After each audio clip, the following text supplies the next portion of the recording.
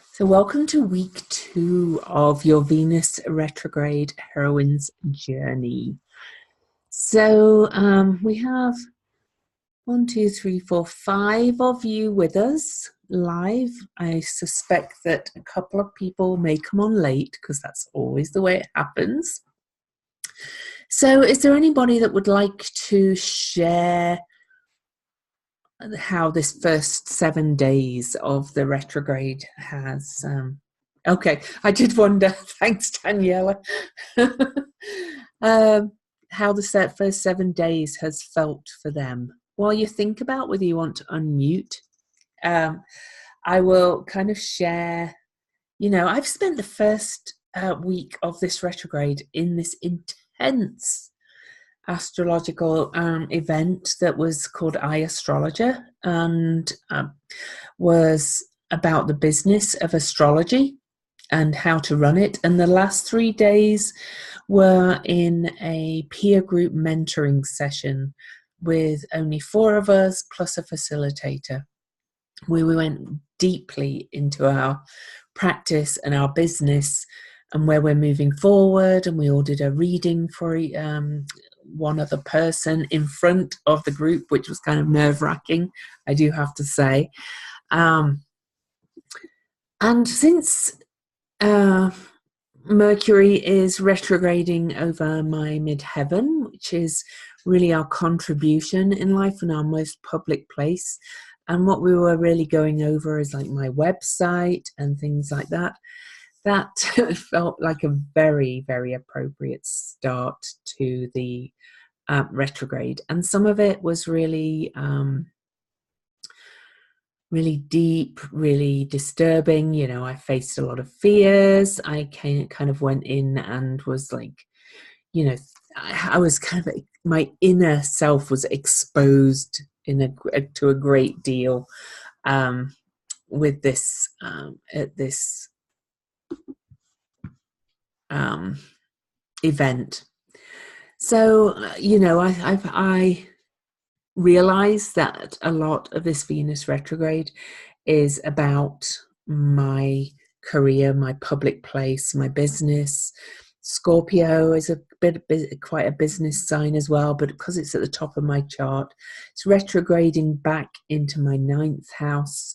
So there's a lot about higher truths, what's true for me, where I'm going to explore from now on, moving on through the retrograde.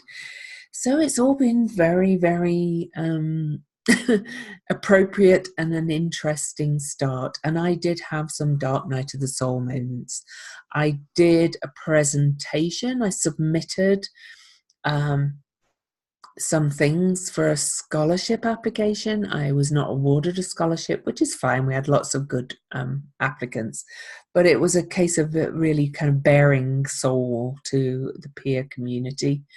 My book and my website and a couple of other things were scrutinized and criticized.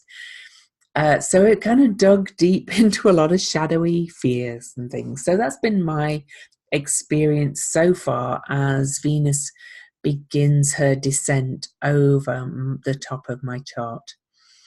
Now, would anybody like to share what's been going on for them?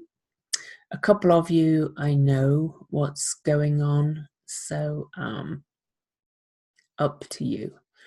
Clearly, Melanie, who's here? Melanie, Courtney, and Kimberly. I have not actually looked at your charts yet, so we will be doing, because you joined after the first call. Nobody? So I'm going to look at the 3 charts, and if anybody does want to share after that, please do. And always share in the group, not just about the journeys and the homework or whatever I give you.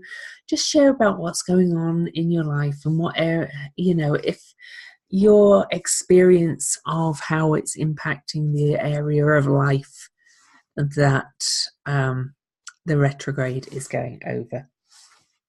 Yay, I see. I saw you. Okay, so I'm actually going to share my screen. We're quickly going to look at the charts of those that joined afterwards. Then we're going to look at the current chart, well, Venus, and a couple of other things. And then I am going to go into more detail about the story of the descent of Inanna, because not everybody knows it. And then we are going to, of course, do a journey. Okay. So Kimberly, hello Kimberly. You're not on here live, but welcome back. Kimberly and I have worked together before, so lovely, lovely to have you, Kimberly. So Venus is retrograding all in your 9th house. She turned retrograde at 10 degrees and goes back to 25 Libra.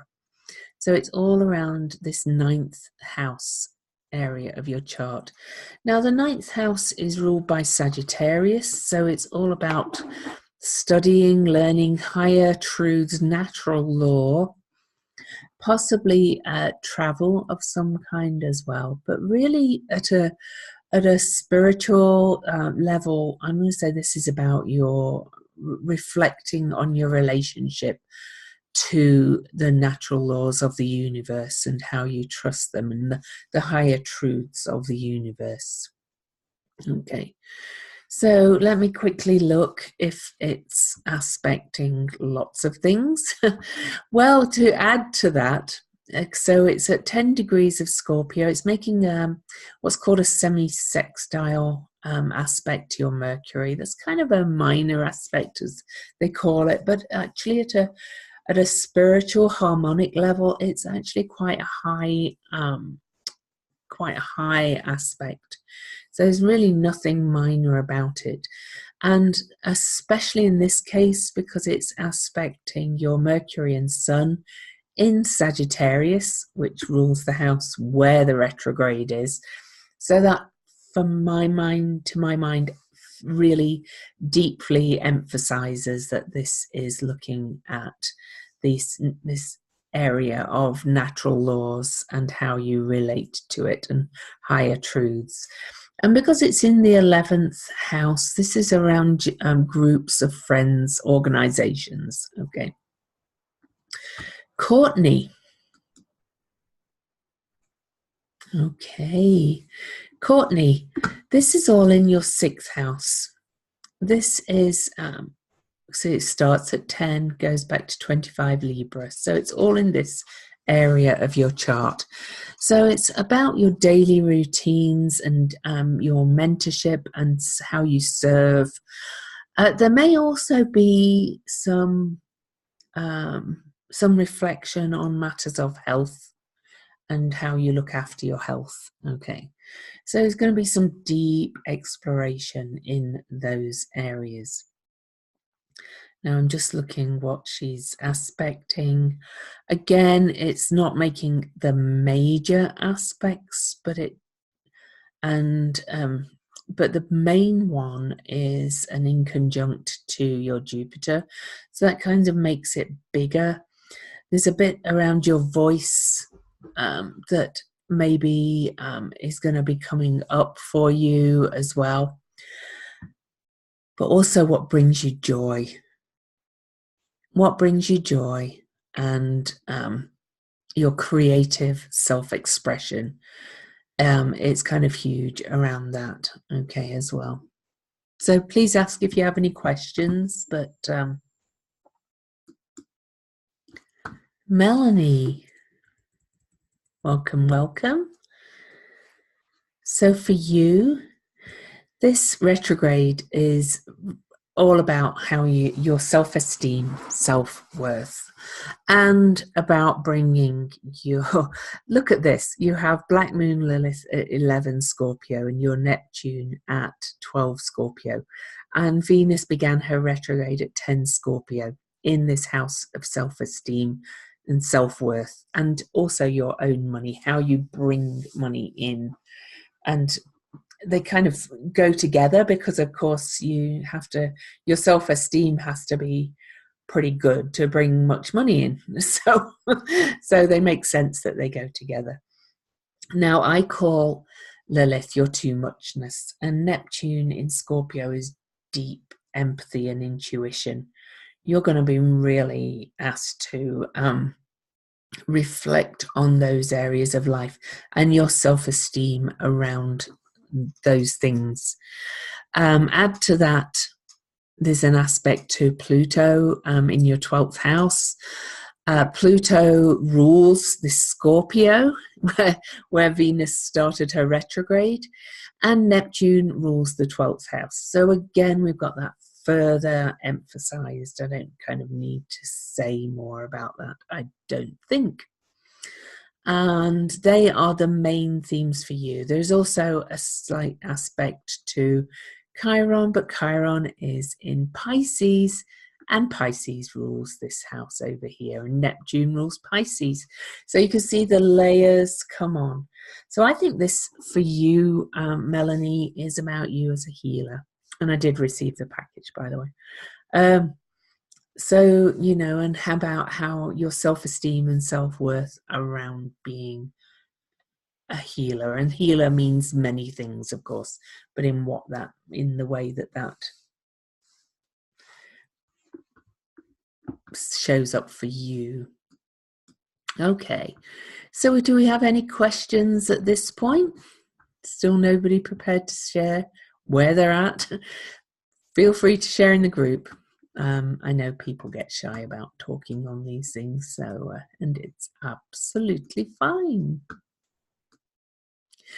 So first of all, oh yeah, I wanted to share where we're at now with Venus. Okay, so let me bring up the current transits. Venus has now moved off the 10th degree. She's moved back to 9 degrees and 52 minutes as we speak.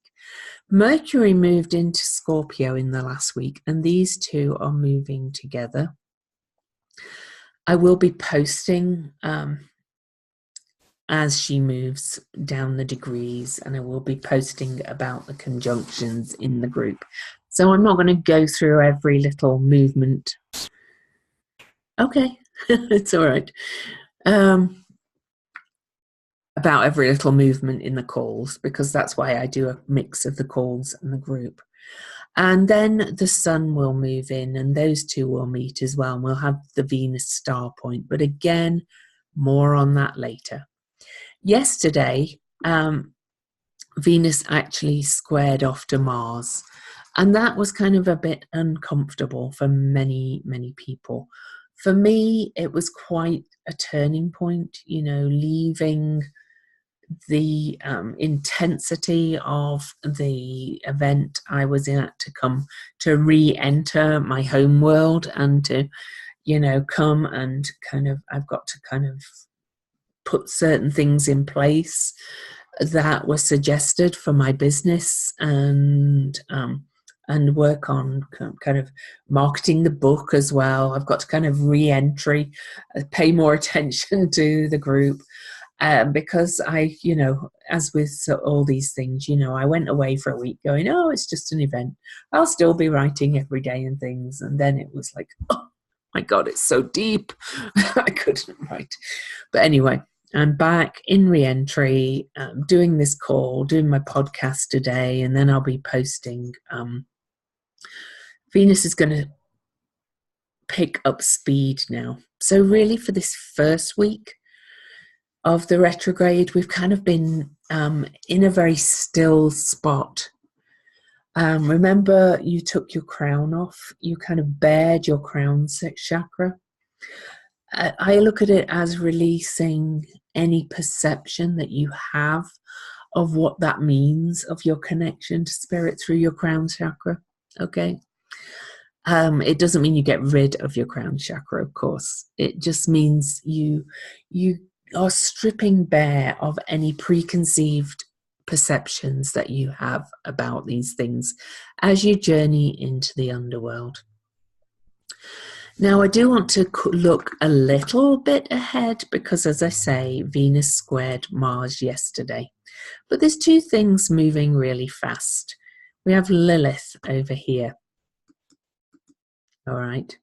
And she, I think I've explained before, has this extremely erratic kind of orbit. So Lilith, you can see, is moving closer and closer to Mars. And again, I will post in the group when that happens. But when Lilith and Mars connect, things will get a bit intense again, because Lilith could be seen as the dark side of Venus. Not that I really believe that everything is all light and all dark. Okay. So I do want to read you the Sabian symbol for Scorpio 10. Now that Venus has moved to 9 degrees, we always go up one in the symbols, because the symbols start at 1 and the degrees start at 0. So when a planet is at 0 degrees of a sign, we look at the first symbol. Okay.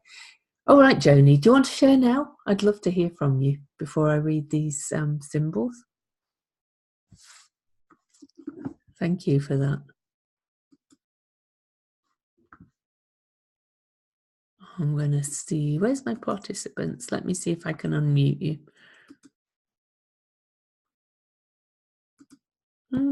Hello. Oh, I think we were doing it at the same time. Hi.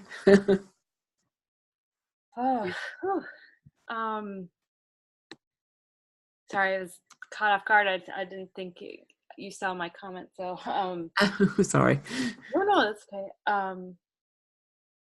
It's been intense is a word that, hearing you say intense again with Black Moon Lilith, like my whole body just tightens up, and I'm like on the verge of crying, I'm crying. That's okay. Yeah, I'm like, oh God, I don't know how much more intensity I can handle. I mean, so yeah, it's been intense for me. And well, I don't know, I guess what would you like me to share about exactly? Anything in particular? Well, I know you had another incident with your dog, didn't you? And that must be bringing up something, because for those of you that don't know, Joni was involved in a nasty attack by another dog. Her and her dog were both injured, and kind of that's how we came together. So just share how you've explained how you feel. How can we support you? Because that's what this group's for. Thank you. So I am stable, and as I shared in the group, I'm in a new home for like the next 4 months. I've been living nomadically for a while. And that feels really good for my nervous system to start to just really dive into my practices and just be in my own space is nice. And how are you physically healing? Well, I just had a doctor's appointment the other day, and it was very disappointing. Yeah. So I was supposed to get the pins out of my hands, and as they removed most of the metal, the doctor finally came in, and after many requests of asking him to look at the x-ray, he finally did and said, oh, no, this is not ready. And said that I need to wear them for another 4 weeks. And if they don't heal by then I'll have to have another surgery. Oh, gosh. Yeah, so I had a couple tears, and at the same time I just remember your words of like, this is a time for me to slow down. And so with that, I'm a little confused on the balance between like my inner work and my outer work. Like, is this a time for me just to be doing inner work and not be doing outer work? Well, I wouldn't say that you shouldn't do any outer work, but I would say it shouldn't be your focus. I think you need to be your focus right now, and your inner work does. A lot of people think when I or other people say, oh, it's time for inner work, that means stop doing anything else. It's just a shift in focus, really. Make yourself the priority. Make the inner work the priority. But that doesn't mean you can't do any outer work that doesn't feel aligned. Just don't push too hard. You've been through a lot. Yeah. Does that make sense? It does. Yes. Thanks. You're welcome. Can I say one more thing? Yeah, of course. Yeah, Lorraine, I'm actually looking for it. So Lorraine asked if we can look at your chart. So I'm just going to get your chart up while we share, if that's okay. Yeah. Thank you. I'm navigating between some family relationships and dancing between learning how to set healthy boundaries and like not diving into the invitation into family drama and yet not necessarily like walking away from my family, and if that makes sense. It does. Yeah. You've kind of got this dance. I mean, we looked at your chart last week, but the station was pretty much opposite your Chiron in the house of the home. And that's not only your physical home, that's your inner home, but it's also your family as well. So that kind of makes sense that it's bringing up some of that kind of stuff as well.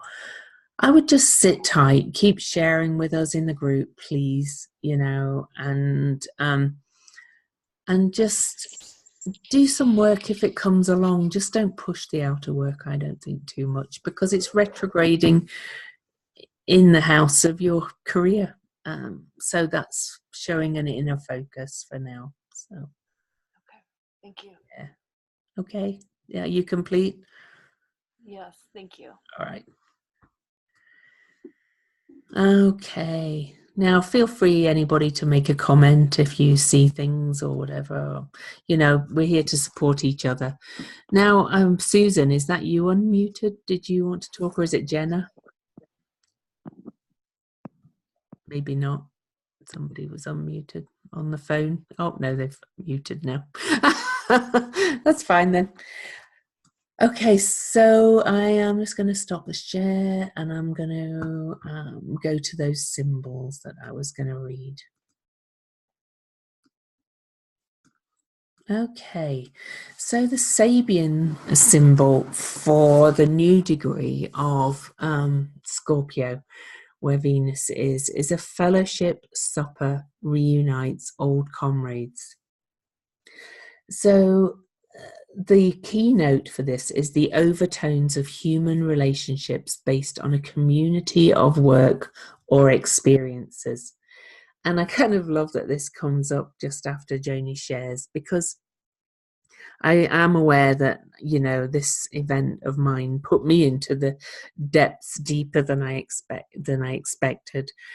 But the idea of this Facebook group is to become a solid community of comrades, as it were, and the value of comradeship is emphasized at this degree. So as always, these things come up at the right time. There were some lifelong and valuable connections made in the last Venus retrograde, which is kind of evidenced by the fact that quite a few of the people that did it have come back to do it again. So connect with each other, talk to each other. This is about the essential nature of the bond that unites individuals who have participated in a common activity, a social feeling of communion. And that's what we're doing here. We're communing. Yeah, I mean, yes, I'm going to teach you about Inanna and Venus and, do all the journeys and things like that. But my role in this is to really help you to go deep within, and we'll be doing the shamanic work of journey work and dismemberment towards the end of the journey, so that you can be reborn. So this symbol really reflects this, I feel. Now the Chandra symbol for this degree is on On a human nose, a wart that turns into a diamond. It kind of makes me laugh, that one. So destructive patterns come around to regenerative places when they are persisted in tenaciously, yet with an eye towards the destructive patterns destroying themselves. It is hilarious, isn't it? But I note the bit where it turns into a diamond. That's what we're here to do. You know, we're here to, Scorpio has this element of buried treasure within as well. So really we're searching within as we go down into this underworld of Scorpio, particularly with this retrograde, to find our buried treasure. So it says, immense wells of misery have accompanied you through the miasmas of being viciously against yourself. And when the misery and the hatred have spent their wastage and their fury, the inner core self arises unscathed and incorporates the darkness and the anguish into the ability to raise the dead, to generate miracles, to face everybody with the unfaceable. The veteran of severe internal battles turns around and acknowledges that there is something burning at the center of your being, an essence spark which is immortal and can survive and flourish in the thick of the worst, your own veiled yet potent inner light, guiding the journey and never flickering. And yes, as Yasmin says, it takes a lot of pressure to make a diamond. So, you know, I'm going to speak to Joni, but I'm sure some of you are feeling this as well. You know, we're kind of under pressure at the moment. Some of us perhaps feeling it more than others, but there's a reason you're drawn to do this. You know, my particular pressure is around my work. I didn't share my chart, did I? Do you want me to share my chart? I was going to show you my chart and I never did. You're all like, yes, show my chart. I'm not shy about my chart. I just forget to share about my shit, so to speak. And I've just got to find it. Okay. I'm going to actually just get it up on the software because I can't find. This is so typical. I can't actually find my chart in the computer. It's in my head. So I'm just going to open it on here. You can see what's happening in my chart with all this.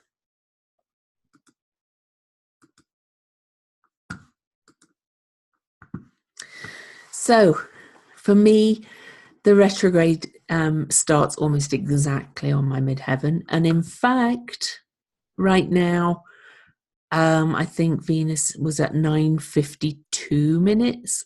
So literally, as I re-entered my life, Venus retrograded back into my 9th house slightly. So that's really interesting that it does that. Okay. Oh, that's not even my chart with the rectified time, actually. Because for those of you that don't know, I thought I was Capricorn rising. And I'm not. I'm Sagittarius rising. I had it rectified. So anyway, actually that's incorrect. That's my old chart. I readjusted a year ago to my new birth time and it's been revelatory. But anyway, it's going over this very compact, very tight area here of my chart.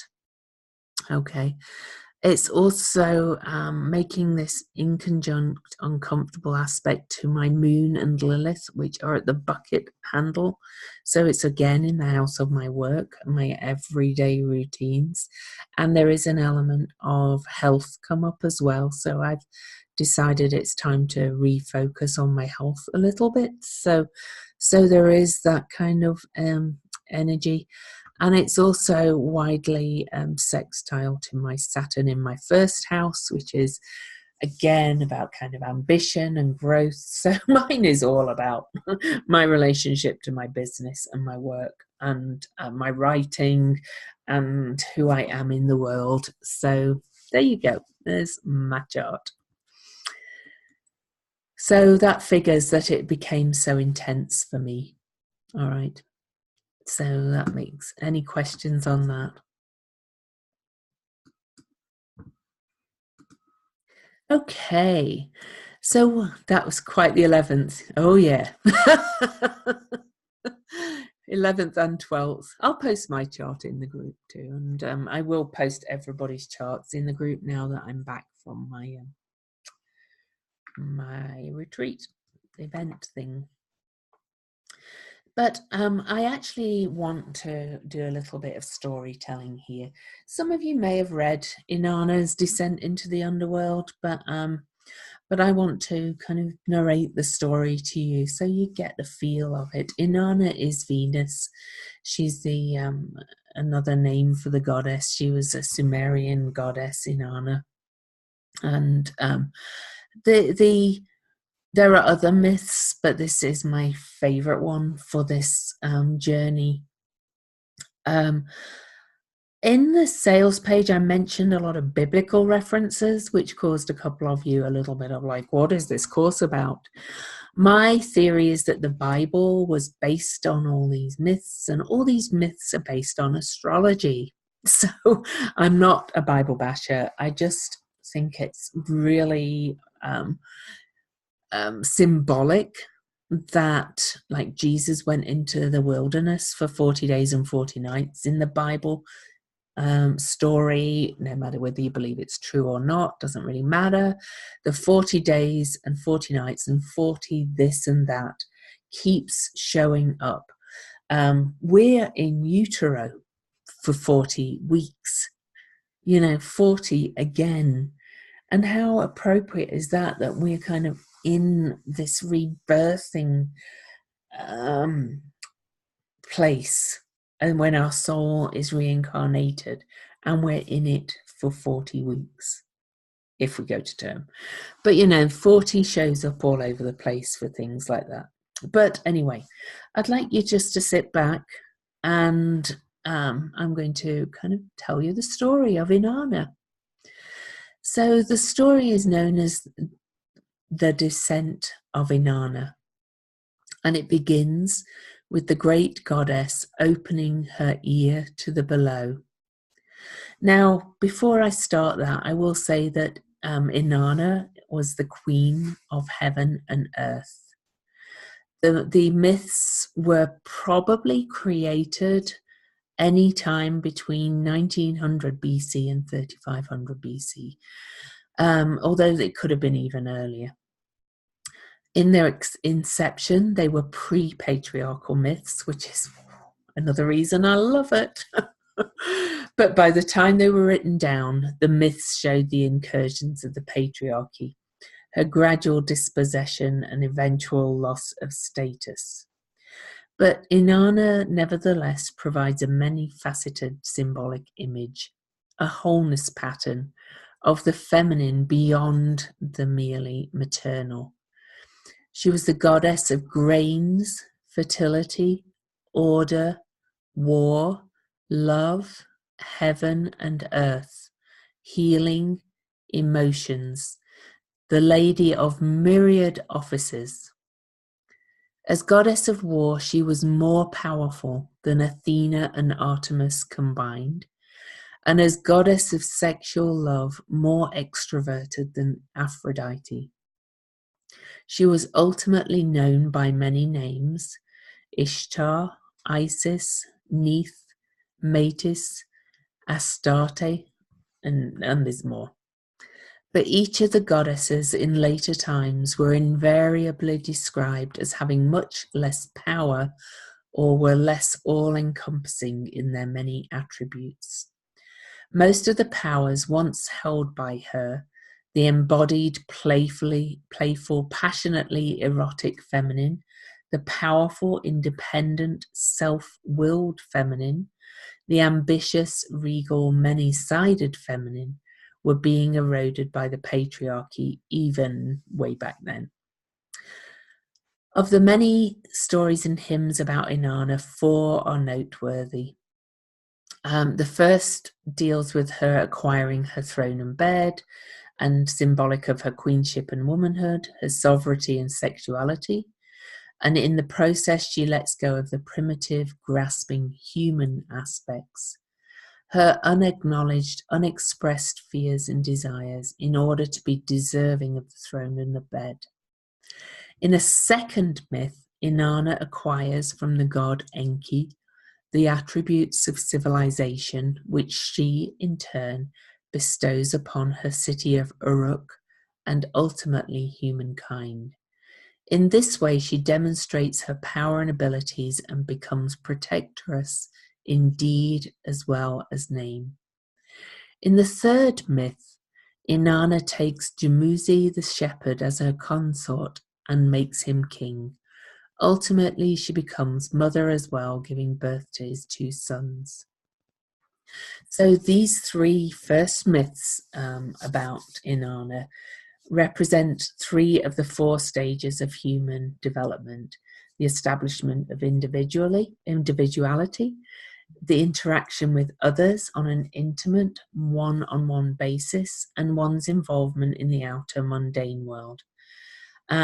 And these 3 stages correspond to the first 3 quadrants of a Taurus rising astrological chart. Okay. And they say Taurus rising because she's ruled by Venus, and it's about embodiment. So the 4th stage or quadrant takes us into the mystical and metaphysical realm, where we encounter our ultimate understanding of self and identity and its universal connections. So let me just get a chart up to explain what I mean, and you can open your eyes clearly to have a look. if you had them closed. So I just want to look at the current transits, and I want to change this to I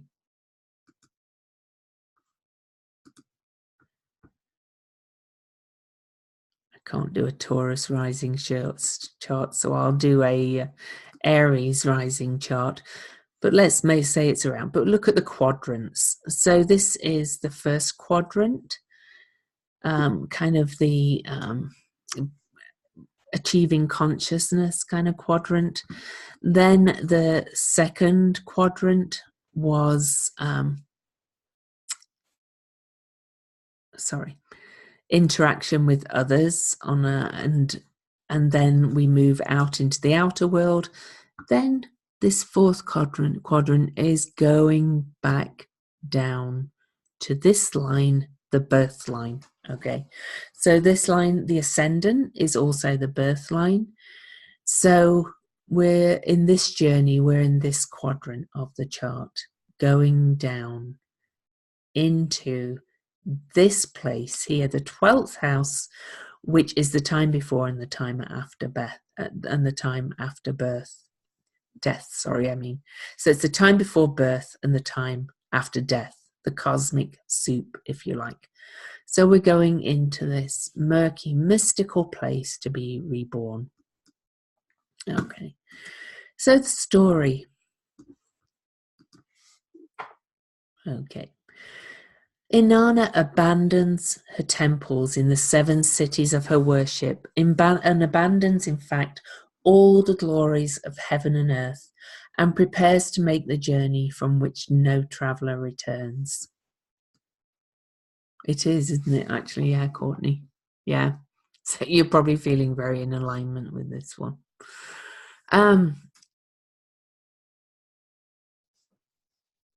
She gathers together 7 attributes of civilization, which she transforms into such feminine allure as her crown and gold jewelry and royal robe to serve as her protection. She also instructs her faithful servant, Ninshaba, to do what to do in case of her return, to seek out her fathers, urging them not to let her daughter die. Arriving at the outer gates of the underworld, she announces herself as Inanna, Queen of Heaven, on my way to the east. And incidentally, the birth line, the rising sign, is what was on the east when you were born. That's the sign that was on the eastern horizon. So how appropriate, right? Nettie, the chief gatekeeper of the underworld, is skeptical and questions her further. Whereupon Inanna replies that she wished to descend because of her older sister Ereshkigal, and to witness the funeral rites of Ereshkigal's husband, Gugalana. Nettie is still uncertain and tells Inanna to wait while he delivers her message to his queen. When Nettie tells his queen, Ereshkigal, of the glorious Inanna at the palace gates, robed in the 7 attributes of her feminine allure, see, there's so many layers to this as well. If we look at it, especially Venus in Scorpio, going deep, it's we talk about the feminine allure, about whether we need all these things, and that, well, I'll finish the story first. Ereshkigal is enraged. After dwelling on the news, she tells Nettie to bolt the 7 gates of the underworld, and then one by one open each gate a crack to let Inanna enter, and as she does, remove her royal garments one by one. Ereshkigal tells Nettie to let the holy priestess of heaven enter bowed low. Nettie does as he is told, bolting the 7 gates, and as Inanna enters through each gate, he removes one of her garments, beginning with her crown, which we did last week. And if you weren't here for the first call, please go back and do it, because it's kind of important that you go through the process. Then her earrings of small lapis beads, the double strand of beads around her neck, her breastplate called Come Man Come, her golden hip girdle, the lapis measuring rod and line in her hand, and finally her royal breechcloth. Each time when Inanna asks, "What is this?" Nettie answers, "Quiet, Inanna. The ways of the underworld are perfect. They may not be questioned." Then, naked and bowed low, Inanna enters the throne room.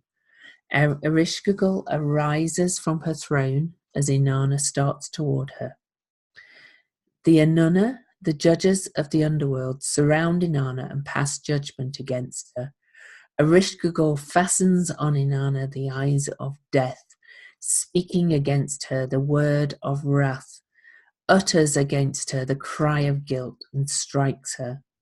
Inanna is turned into a corpse, a piece of rotting meat, and hung from a hook on the wall. After 3 days and nights, Ninshaba begins to lament and beat the drum for Inanna. She goes to Inanna's grandfather, Enlil, and then to Inanna's father, pleading with each of them not to let their daughter to be put to death in the underworld. But both are angry at Inanna for her actions and refuse to help. Then Ninshaba goes to Enki, Inanna's mother's father, begging for help. Enki is troubled and grieved for Inanna. To save her, Enki creates 2 creatures to whom he gives the food and water of life and instructs them to enter the underworld like flies. He tells them that Ereshkigal will be moaning with the cries of a woman about to give birth, complaining of her inside and her outside, and that they are to echo her cries. That this would please her and she would offer them gifts. They were to ask only for the corpse hanging on the wall. Then when they had sprinkled the food and water of life on Inanna, she would rise. To cut a long story short, they enter the underworld like flies. Ereshkigal is moaning as if about to give birth, complaining of her inside and outside, her back, heart and liver, and each time these creatures echo her pain. When Ereshkigal stops to look at them, she asks who they were and why they are moaning with her. She offers her blessings, first the water gift, the river in its fullness, and then the grain gift, the fields in harvest. But each time the Kagura and the Galatur decline the gift. When Ereshkigal asks them what they do want, they ask for the corpse hanging on the hook. Ereshkigal gives them the corpse, whereupon they sprinkle the food and water of life on Inanna as she rises. Inanna is about to descend from the underworld when the Anuna sees her and tell her she must provide someone in her place. They send with Inanna the Gala, the demons of the underworld, who cling to her side until she chooses the person who will take her place. As Inanna exits the palace gates, Ninshubur, dressed in soiled sackcloth, throws herself at Inanna's feet. The Gala are willing to take Ninshubur, but Inanna refuses, well aware of Ninshubur's support and her part in rescuing her. Inanna also refuses to send her sons, who had also mourned her death.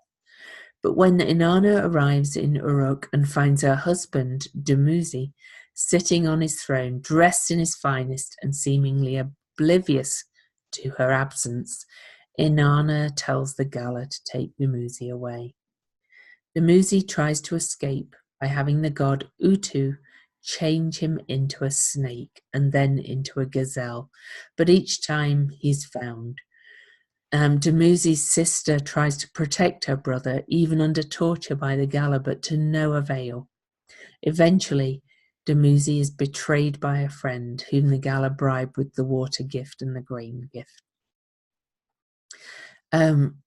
Dumuzi's sister cries out that she would share his fate. Inanna, moved by such grief and self-sacrifice, intervenes and decrees that both her husband and his sister will each go to the underworld for half the year, and that each will spend half the year in the world above. Both of them Inanna places in the hands of the Eternal, making them immortal.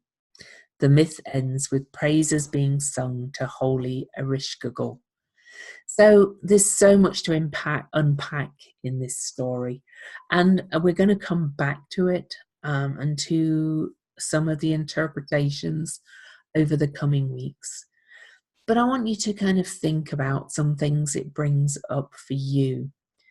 For me, it brings up when Jupiter went into Scorpio. This is at a collective level. When Jupiter went into Scorpio last October, that's when the Me Too movement resurged. Of course, didn't start back in last October, but the Weinstein revelations kind of started, and then it was like cards falling, one accusation after another. And to my mind, this is women kind of standing up, and it kind of makes me laugh. There's references to feminine allure and all things like that as well.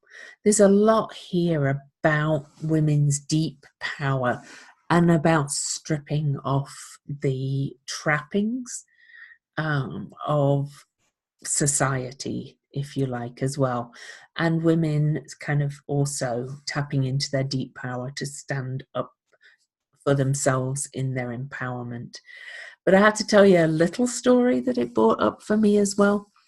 I had a male facilitator in the last 3 days of this event where we were doing deep peer group work. And he was talking about headshots, and I was really quite surprised because this guy's a gay guy, and I usually find them more awakened, if you like, or sympathetic to the female plight. He told us that as women we should wear makeup in our Dumuzi's such a dick. Yeah, you're right. I'll read that in a minute.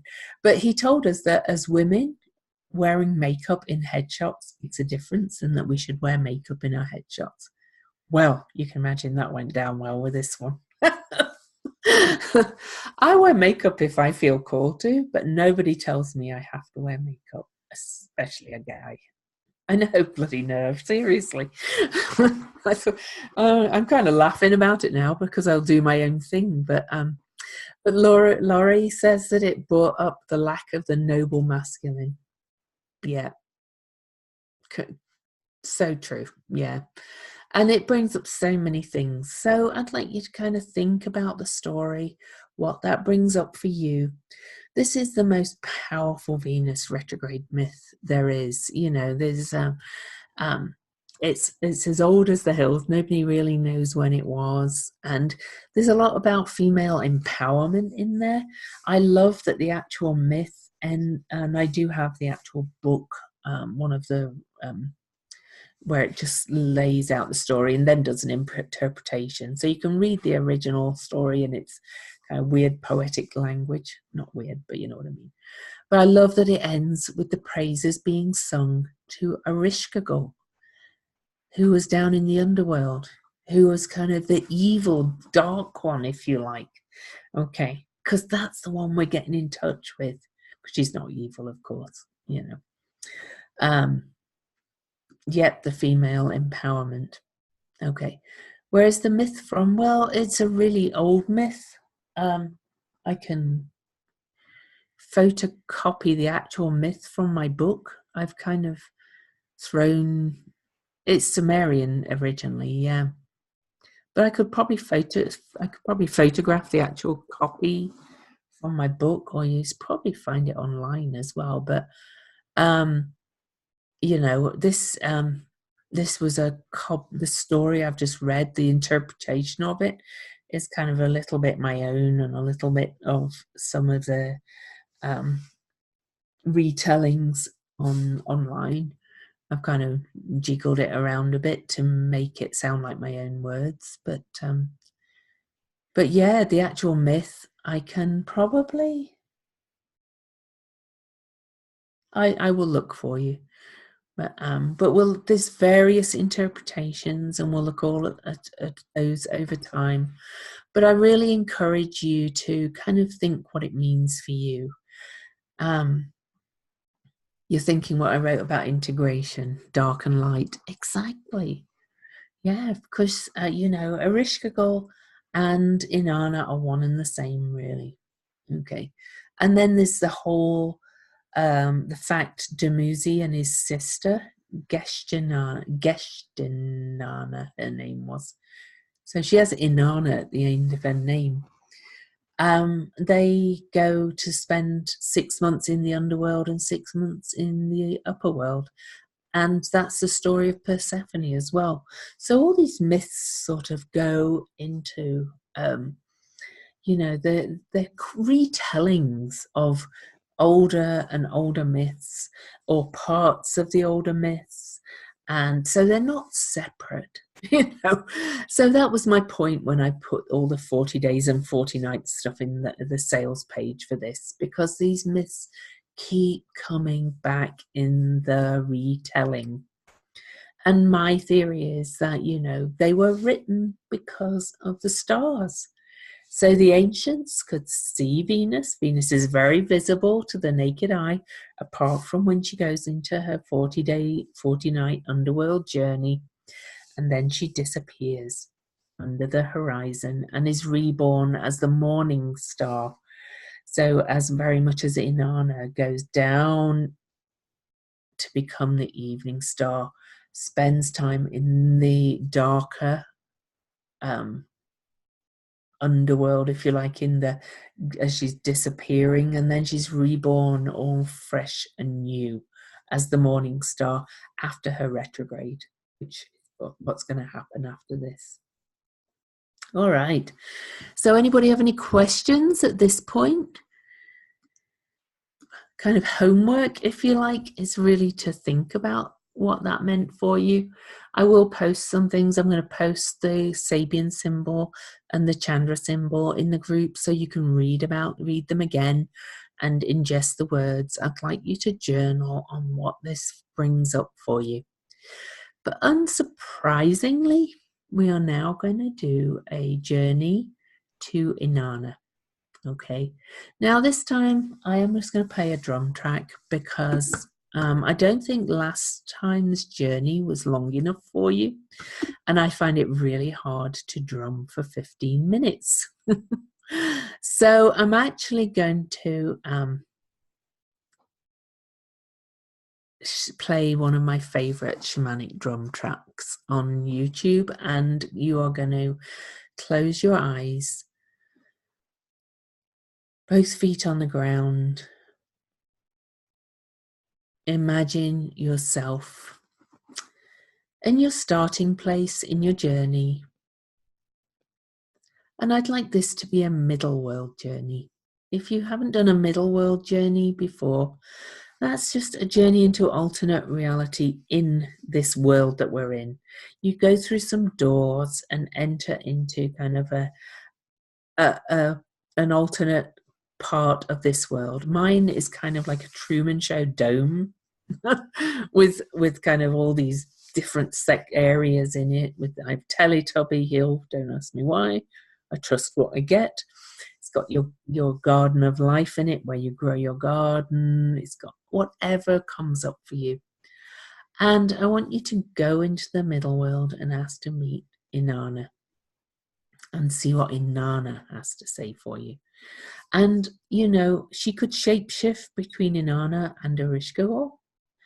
You know, we're going to do these journeys over and over, because really these energies are going to keep shape-shifting as you go deeper down into the journey. All right. So sit back, close your eyes. I'm just going to turn my mic around so it's nice and loud.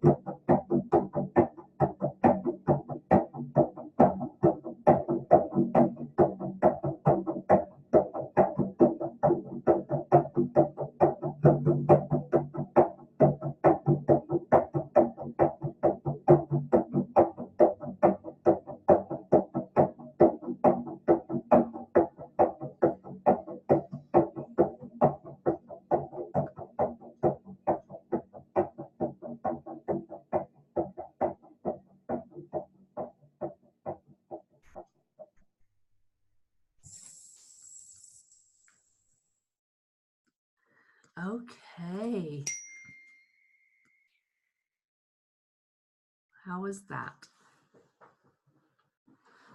I'll give you a couple of minutes to just take some notes so you can integrate the journey and think about it and maybe share in the group.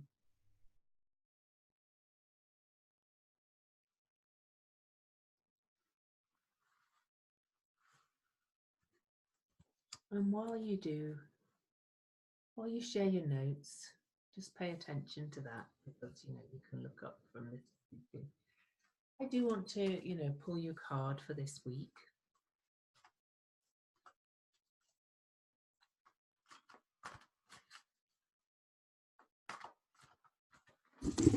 Oh yeah, I just needed to turn it back towards me.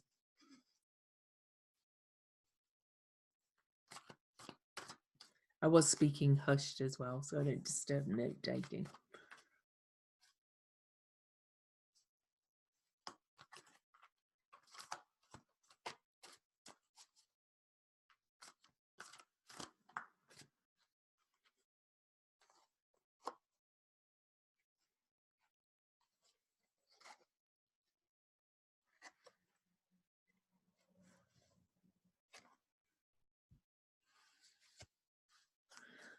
These cards are not feeling it today, so I'm going to pull a different deck.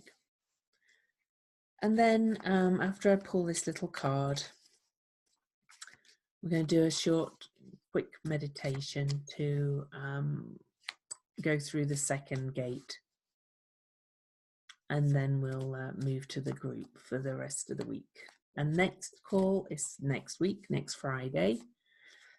Then I travel again, but it won't be as intense. But I'm off to for a vacation with my husband. So the fourth call will be after I get back from Kauai. And then calls get more regular. I could not believe I've been planning on doing this class since the last Venus retrograde, and then this event came up in Venus retrograde, the one I've just come back from, and then this opportunity for my husband and I to have this trip paid for by his company came up during retrograde too. So we're working around it, and it's all good. Oh, I kind of like this, because I do feel like okay, the card I pulled for this week is the octopus, 44. Now just look at that, all those tentacles reaching out. And I actually love that these two are joined together at the front. So in some ways, whilst there's 8 tentacles, there's actually 7, because the two are joined together. But it is an 8 card. And 8's infinity, and it's a very magical number. It's turned on its side, it's infinity, so it's perfect balance as well, and that's what we're aiming towards. Okay. All right, if everybody's ready. Oh, there you go then. I'm not actually very up on the angel numbers. I always have to look them up, so maybe I'll look up. So Laurie says 44 has been a big number, synchronicity for her this Venus retrograde. It's alchemical great work number. Yes, it is, isn't it? It is a number of alchemy. So we are actually doing great work here. It may not feel like it for some of you now. Clearly, we heard from Joni about the difficult time she's having. Thank you, my dog sneezed. And a few people are having quite hard times. I told you we had to do a live reading in front of people at this thing I was at, and I had to do a reading for a person who's in great pain, really. She's going through some major changes in her life, and she cried all the way through the reading, which is absolutely fine. But I didn't know if I could get into that deep place in front of people. So there's Venus retrograde in action there, working with this woman, and such release. And we made the real connection, and she's actually going to come and do some more work with me. So, you know, my point was, there's a lot of people in pain. She was in pain. Joni, clearly you're having a hard time. I know that a couple of other people are. It's up to them when they want to share it, if at all. I hope they do, because I'll go back to that Sabian symbol about all drawing together in this kind of community.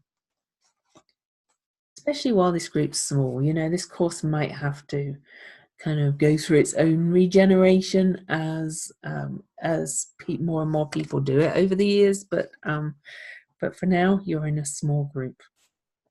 So I'm actually pulled a card as well from my friend's deck. My friend Jen, I do the podcast with her.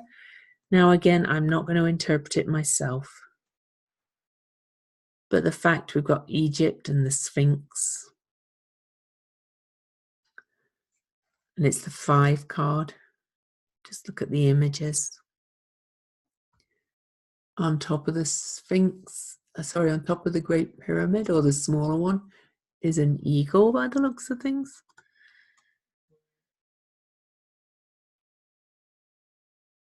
Anyway, just look at the imagery. And then we are going to do a short meditation to go through the second gate, and then I'm going to get the recording up. So again, sit back and close your eyes. Both feet on the ground. And let out your breath with a soft ah.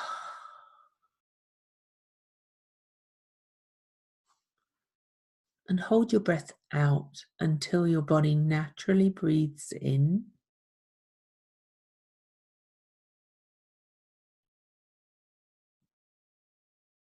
And then another one.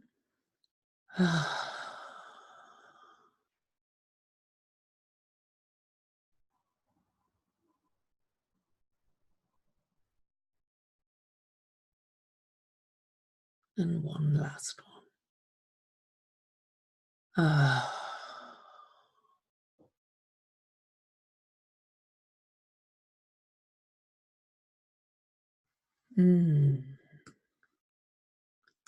So I want you this time to imagine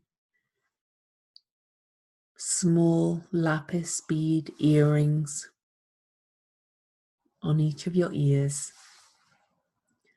And I see them connected to your third eye, because these represent that chakra.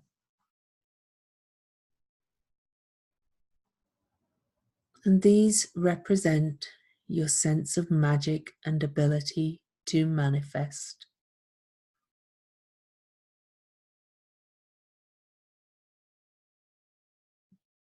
So see them as your outer perception of that ability. They are not your innate ability.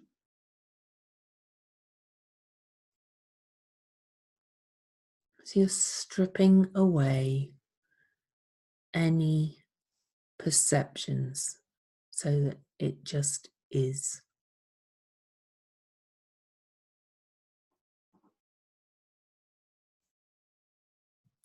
And now I want you to imagine this second gate and the gatekeeper asking you to remove these earrings. You take each one out and give them to the gatekeeper. And then you step through that second gate in the next stage of your own descent.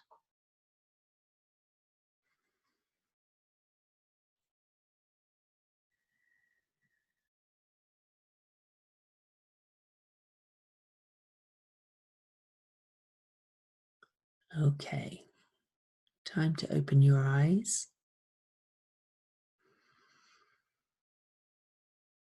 Thank you, everybody. I'm going to copy a lot of this stuff into the group so you can read it again. I would like those who feel called to share their journey. Most of you did over the week. Of course, you don't have to do it today. You're allowed to do it again, integrate, take more notes, journal on it. Good, good, good. But do kind of connect. You are doing, I know, but you know, we're going deeper. Yeah, go to work, Courtney, no problem. But I'll see you in the group. I'll get this recording up as soon as I can. I am recording my podcast. Busy day, back to work. Oof, got home like yesterday evening. It's straight back into it all, which is fine. And then we'll be doing the third gate next week. Little bit more on Inanna, some of the interpretations. I want you to get really deeply into this journey and what it means for you. Okay. So until next week, or until I see you in the group, thank you. Namaste.